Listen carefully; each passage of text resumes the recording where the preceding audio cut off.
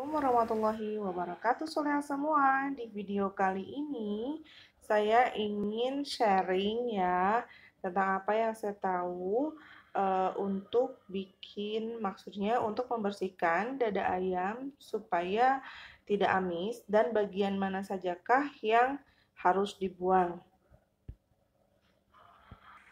Di sini ada dada ayam, terus kita sediakan jeruk nipis ataupun lemon ya. Ini sudah dibersihkan. Pertama-tama kita bersihkan bulu-bulu yang menempel di dada ayam ini ya. Jadi pertama-tama kita buang kulitnya ini ya. Kulitnya itu terus dibuang. Ini untuk bikin kaldu. Jadi maksudnya ini digoreng dulu.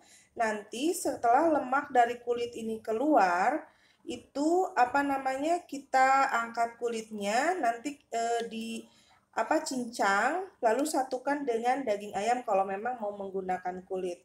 Jadi ini tergantung harga dari mie ayam yang akan kita jual ya. Untuk porsi 7.000, 8.000 saya sangat mengapresiasi dan sangat menghormati penjual mie ayam yang hanya menggunakan bagian dada saja. Jadi bagian lain tidak dimasukkan. Terima kasih banyak ya.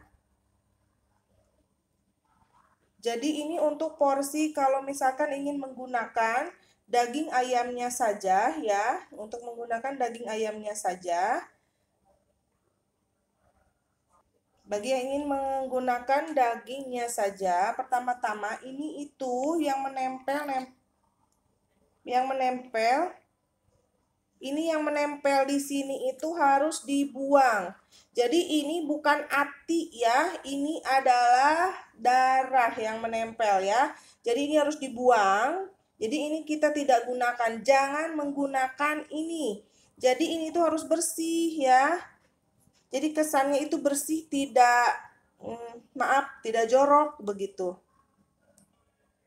Nah, sekiranya yang masih bisa ditolerir itu adalah ya seperti ini harus dibuang karena setiap orang tuh kan lain-lain ya rasanya. Nah, ini adalah hal terpenting di bagian dada ataupun tenggorokan, ini tuh harus dibuang.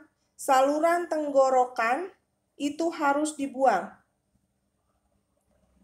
Nah, ini tuh harus dibuang karena kalau misalkan ada di mie ayam terdapat ini tuh maaf ya, ini bagian yang tidak harus ada di dalam ayamnya, mie ayam begitu ya. Jadi ini harus dibuang. Nah, untuk porsi 10.000 sampai ke 15.000 ataupun 20.000 berarti dia menggunakan bagian dagingnya saja, tidak menggunakan tulang. Kalau untuk porsi 7.000 dan 8.000 bisa menggunakan tulang leher seperti ini, tetapi kalau bisa ini dibagi dua ya, Saleh ya. Dibagi dua, jadi tidak terlihat kalau itu adalah tulang daripada leher begitu.